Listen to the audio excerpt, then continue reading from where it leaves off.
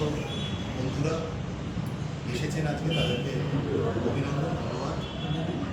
গতকাল বিকাশ ভবন অভিযানের যে ডাক আমাদের ছিল, সেই বিকাশ ভবন অভিযানে গিয়ে বহু সংবাদ মাধ্যমের কর্মীরা, ক্যামেরা পার্সনরা, রিপোর্টাররা তারা আহত হয়েছিলেন, পুলিশের মুখোমুখি তাদেরকেও হতে হয়েছিল। তারপরে দাঁড়িয়েও তারা এই বিকাশ ভবন অভিযানের খবর মানুষের কাছে পৌঁছে দিয়েছে। বিকাশ ভবন অভিযান রিক্লেম এডুকেশন আরেকটু বেটার রেজাল্ট করতে পারবেন, তারও সাজেশন এই বিকল্প শিক্ষানীতির মাধ্যমে ওনার কাছে পৌঁছে দিয়ে আসতে চেয়েছিলাম। কিন্তু এটা বোঝা গেছে যে রাজ্যের শিক্ষামন্ত্রী বিকাশ ভবন এই অফিসটিকে মনে করেন তৃণমূলের দপ্তর। ছাত্রছাত্রীরা রাজ্যের শিক্ষামন্ত্রীর সাথে দেখা করতে যাবে, তাদের মতামত, তাদের সাজেশনস, এই রাজ্যের শিক্ষার বেহাল দশা, সেই শিক্ষার সংকট থেকে কিভাবে রাজ্যটাকে বাঁচানো যায়, শিক্ষাকে পুনরুদ্ধার করা যায়, পাবলিক এডুকেশন, সরকারি শিক্ষা, স্কুল, কলেজ, বিশ্ববিদ্যালয়, মাদ্রাসা, সরকারি ব্যয় বৃদ্ধি, এই সমস্তটা সম্পর্কে তাদের কি মনোভাব, ছাত্রছাত্রীদের কি মনোভাব, সে বিষয়ে ছাত্রছাত্রীরা শিক্ষামন্ত্রীর কাছে যাবেন, কথা বলবেন। এটাই তো স্বাভাবিক, এটাই তো হওয়ার কথা যে কোনো সুস্থ গণতান্ত্রিক পরিবেশে। কিন্তু বোঝা গেল শিক্ষামন্ত্রী মনে করছেন বিকাশ ভবনটা তৃণমূলের দপ্তর। আমরা গতকাল এই চ্যালেঞ্জ অ্যাকসেপ্ট করেছিলাম এবং এসএফআই বিকাশ ভবনের ভেতর পৌঁছেছে। এটা বুঝিয়ে দেওয়া হলো শিক্ষামন্ত্রীকে, এই শিক্ষা রাজ্যের শিক্ষামন্ত্রীকে আমরা দিয়ে এলাম যে বিকাশ ভবন রাজ্যের শিক্ষার দপ্তর। পড়াশোনাকে এগিয়ে নিয়ে যাওয়া যেতে পারে কিভাবে, পুনরুদ্ধার করা যেতে পারে কিভাবে, সেই পরিকাঠামো, সেই পরিকল্পনা, সেই প্ল্যানিং করবার দপ্তর হলো বিকাশ ভবন। এটা ওনার নিজের সম্পত্তি নয় বা তৃণমূলের সম্পত্তি নয়। এর আগেও আমরা দেখেছি অন্যান্য তৃণমূলের ছাত্র সংগঠন, টিএমসিপির সব মাতব্বররা তারা বিকাশ ভবনের শিক্ষামন্ত্রীর চেম্বারের ভেতরে গিয়ে আড্ডা জমায়, সেটা এলাও। কিন্তু রাজ্যের ছাত্রছাত্রীরা, ছেলেমেয়েরা তারা শিক্ষামন্ত্রীর কাছে যাবে, সেটা অ্যালাউড নয়। কোন রাজ্যে আমরা রয়েছি? গোটা রাজ্যের পড়াশোনার কাঠামোটাকে এরা ধ্বংস করতে চাইছে, তার বিরুদ্ধে দাঁড়িয়ে গতকালের বিকাশ ভবন অভিযান, যে অভিযানের মধ্যে দিয়ে আমরা দেখলাম যে রাজ্যের শিক্ষামন্ত্রী শূন্য পেয়েছেন এই ভয়ে, মানে শূন্য পাওয়ার ছাত্র সে স্বাভাবিকভাবে মার্কশিটটা নিতে চায় না। সেরকমই রাজ্যের শিক্ষামন্ত্রী মার্কশিটটা নিতে তো চাইলেনই না, উল্টে সরকারি গুন্ডা লেগিয়ে দিয়ে গোটা চত্বরটাকে, করুণাময়ী চত্বর, বিকাশ ভবন চত্বরকে ঘিরে ফেলে ছাত্রছাত্রীদের ওপর মারধর করা, লাঠিচার্জ করা, ছাত্রীদেরকে টার্গেট করে একদম মার্কিং করে, ম্যান মার্কিং করে মারধর করা হয়েছে, ম্যান হ্যান্ডেল করা হয়েছে। এই ছবি, তার ভিডিও ক্লিপিংস সমস্ত মানুষের কাছে সংবাদ মাধ্যমের মধ্য দিয়েই পৌঁছেছে। এরকম একটা পরিবেশ পরিস্থিতি তৈরি করে দেওয়া আসলে ব্রাত্য বসুর ভিন্ডিকটিভ অ্যাটিটিউড, ছাত্রছাত্রীদের প্রতি ভিন্ডিকটিভ অ্যাটিটিউড, সেই অ্যাটিটিউডেরই বহিঃপ্রকাশ হলো গতকাল।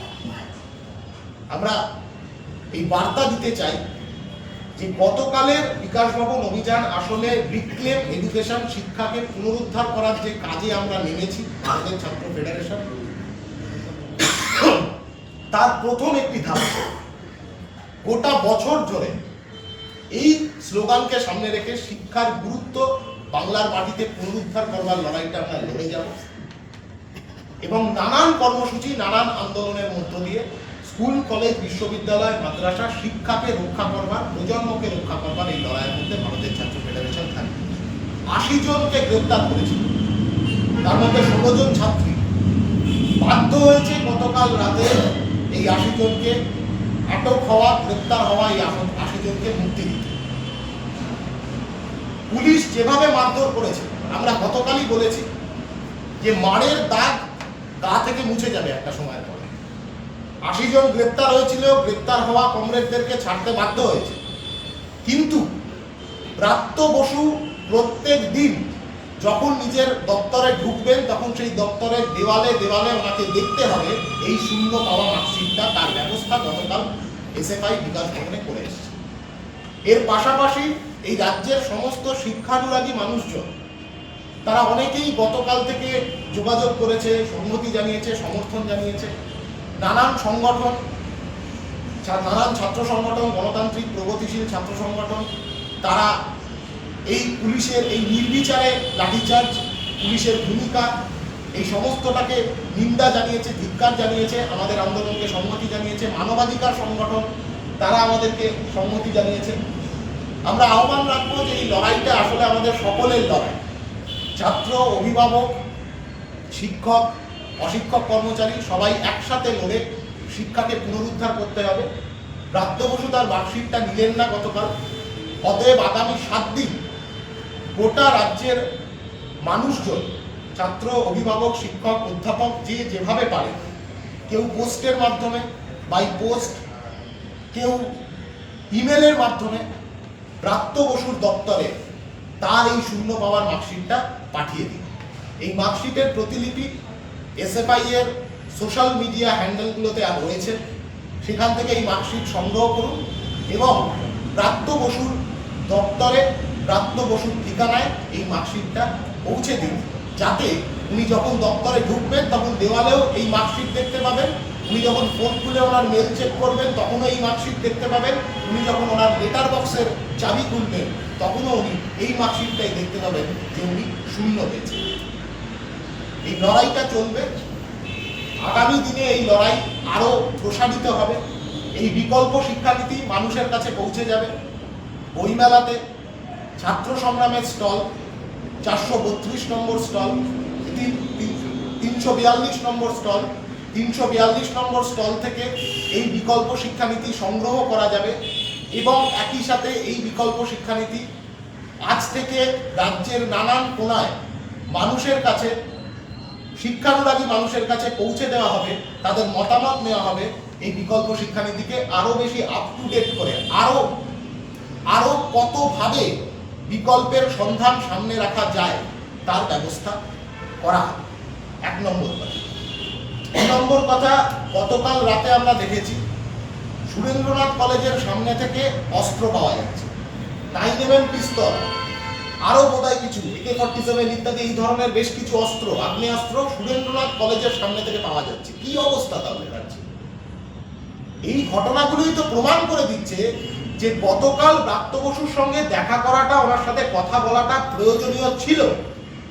রাজ্যের কলেজগুলোতে ছাত্র সংসদ নির্বাচন বন্ধ, অথচ কলেজ ক্যাম্পাস থেকে, যে কলেজ ক্যাম্পাসের পরিকাঠামো শেষ করে দেওয়া হয়েছে দিনের পর দিন, যে কলেজ ক্যাম্পাসে ছাত্রছাত্রীদের মুক্ত স্বাধীনভাবে কথাবার্তা বলার, ঘোরাফেরা করবার জায়গা নেই, নিরাপত্তা নেই, দীর্ঘদিন ধরে আমরা বলছি ক্যাম্পাস সিকিউরিটি চুলোয় গেছে, সেই কলেজ ক্যাম্পাসগুলোর সামনে থেকে যদি এখন এই ধরনের আগ্নেয়াস্ত্র পাওয়া যায়, তাতে আরো বেশি নিরাপত্তাহীনতায় ভুগবে ছাত্রছাত্রীরা, বাবা মায়েরা, শিক্ষকরা, প্রত্যেক। কি ঘটনা, কেন ঘটলো, তদন্ত করতে হবে তো, কারা যুক্ত।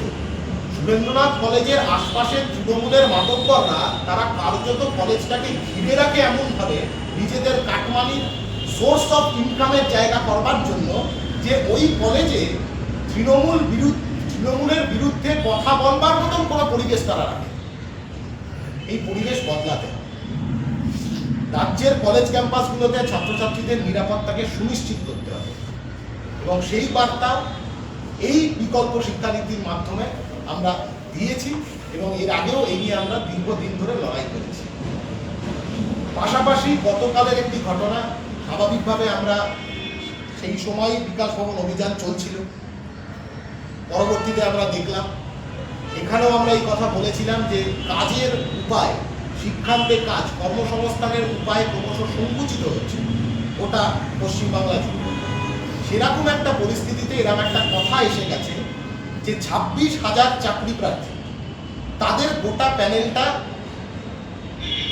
বাতিল হয়ে যাওয়ার একটা আশঙ্কা, সেরকম একটা পরিবেশ, কোর্টের মনোভাব, সুপ্রিম কোর্টের মনোভাব, সব মিলিয়ে যেটা দাঁড়াচ্ছে এরকম একটা আশঙ্কার জায়গা তৈরি হচ্ছে।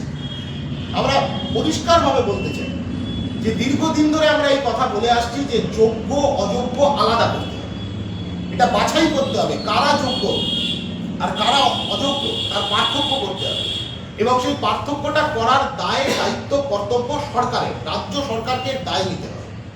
সরকারটা অযোগ্য, সরকারটা স্বচ্ছ পদ্ধতিতে নিয়োগ করতে পারছে না বলে, সরকারটা দুর্নীতিগ্রস্ত বলে যোগ্য চাকরি প্রার্থীরা তাদের চাকরিতে তারা বহাল থাকতে পারবে না, এটা হতে পারে না।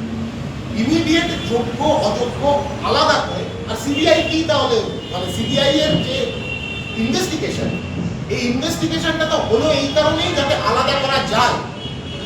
সরকারের মনোভাব কি তাহলে এই 26,000 শূন্য পদ, এই 26,000 শূন্য পদে শিক্ষক নিয়োগ না হওয়া মানে যে ছাত্র শিক্ষক অনুপাতে ভারসাম্য আনার কথা আমরা বলছি, সেই ছাত্র শিক্ষক অনুপাতে ভারসাম্য আনা যাবে না। অলরেডি রাজ্যের বুকে 6,500 স্কুল ওয়ান টিচার স্কুল হিসেবে চলছে। শিক্ষক নিয়োগ করা দরকার। সেই নিয়োগ প্রক্রিয়াকে কেন্দ্র করে যদি এই ধরনের পরিবেশ তৈরি করা হয় যে যারা যোগ্যতার নিরিখে, মেধার নিরিখে চাকরি পেল, তাদের চাকরিটাও কেড়ে নেওয়া হলো, তাহলে কোনোদিন একটা স্বাভাবিক প্রক্রিয়ার দিকে আমরা এগোতে পারবো না। আমরা দাবি করছি, এর আগেও আমরা এই কথা বলেছি, আমাদের পরিষ্কার স্ট্যান্ড, যোগ্য অযোগ্য আলাদা করতে হবে। যদি রিএক্সামিন করতে হয় তাহলে যারা অযোগ্য মনে করা হয়েছে, যাদেরকে অযোগ্য হিসেবে চিহ্নিত করা হয়েছে ইনভেস্টিগেশন প্রসিডিওরের মাধ্যমে, তাদেরকে রিএক্সামিন করো। যারা যোগ্যতার ভিত্তিতে পেয়েছে তারা কেন রিএক্সামিন দেবে? তারা তো স্বচ্ছ পদ্ধতিতে নিজেদের মতন করে পড়াশোনা করে হেঁটে তারপরে পরীক্ষা দিয়ে তারা পেয়েছে। এই বিষয়ে আর জল ঘোলা না করে দ্রুত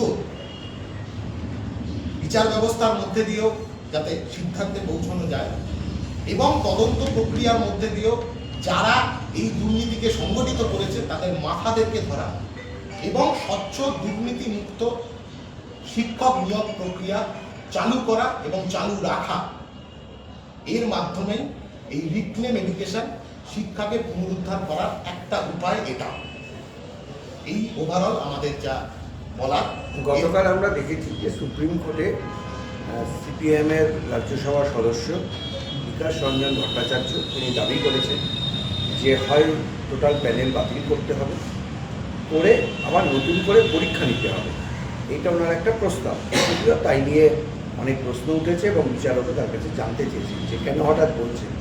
ওনার যুক্তি যে এই ঝাড়াই বাছাই করাটা সম্ভব না, হবে না, কারণ অনেকগুলো উদাহরণ দিয়েছেন যে ইত্যাদি ইত্যাদি ইত্যাদি। এক্ষেত্রে বিকাশবাবুর স্ট্যান্ড পয়েন্ট নিয়ে আপনাদের কী বক্তব্য?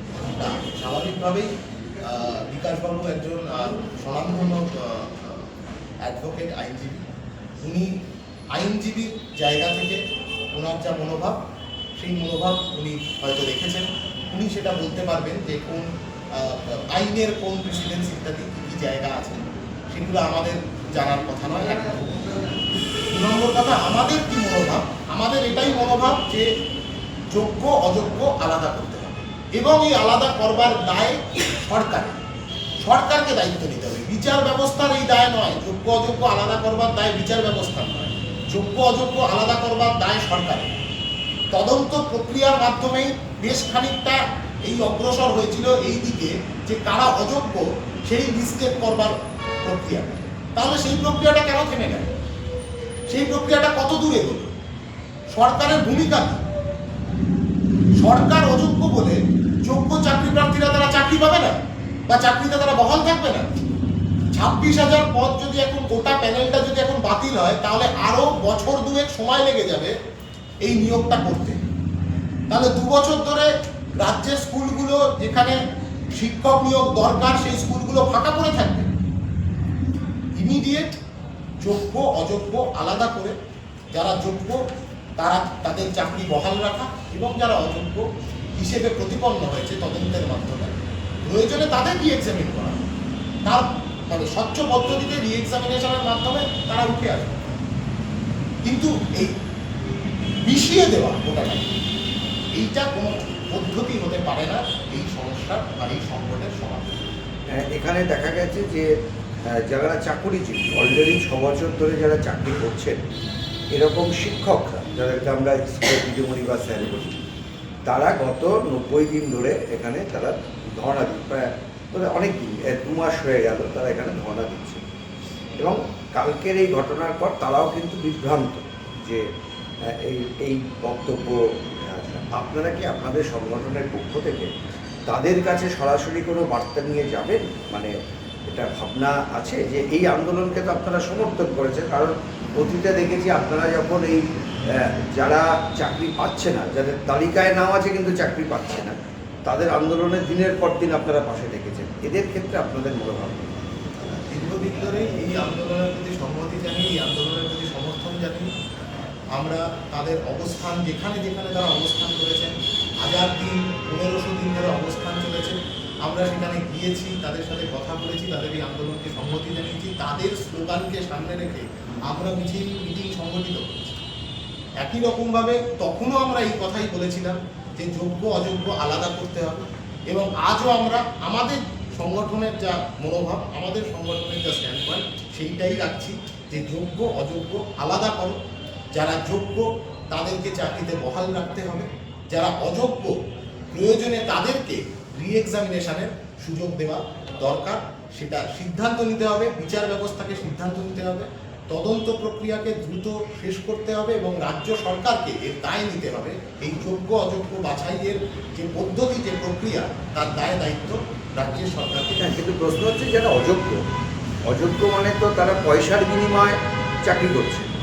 তাহলে যারা পয়সার বিনিময়ে ঘুর পথে চাকরি করছে তারা আবার চাকরিতে বসার সুযোগ পাবে কেন? মানে একটা অযোগ্য লোক যে ঘুর পথে পয়সা খরচা করে আপনাদের বক্তব্য অনুযায়ী তৃণমূল নেতাদের টাকা দিয়ে যারা চাকরি ম্যানেজ করে চাকরি করছে, তারা কেন, মানে এই যে পদটা ফাঁকা হবে যেটা দীর্ঘদিনের দাবি, সেইখানে তো যাদের তালিকায় নাম রয়েছে তাদেরকে নিযুক্ত করতে হবে, যাদের মানে এটাই তো আপনাদের দাবি ছিল। ফ্রেশ রিক্রুট একদিকে যেমন করতে হবে, তেমনি তার পাশাপাশি যারা যে কোনো পরীক্ষা হলে যে কেউ সেই পরীক্ষায় অংশগ্রহণ করতে পারে, এখানে সেই রেস্ট্রিকশনটা করে দেওয়া।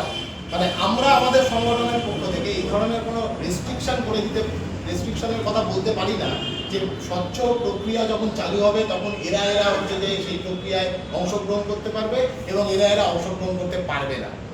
এই রেস্ট্রিকশন কোনোদিনই কোনো প্রগতিশীল দায়িত্বশীল সংগঠনের পক্ষ থেকে করা উচিত নয়, কিন্তু ইমিডিয়েট প্রক্রিয়াটা চালু হওয়া দরকার, স্বচ্ছ পদ্ধতিতে নিয়োগ চালু হওয়া দরকার এবং সেই নিয়োগ প্রক্রিয়ার মাধ্যমে যারা যারা চান সেই প্রক্রিয়াতে অংশগ্রহণ করে স্বচ্ছভাবে চাকরি পেতে।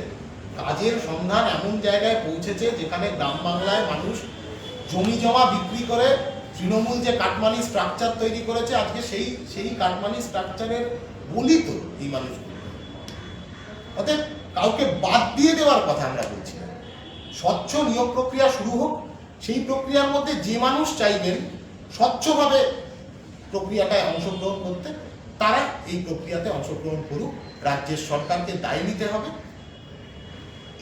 এরা যুক্ত হতে পারবে, এরা পারবে পরীক্ষা দিতে, এরা পরীক্ষা দিতে পারবে না।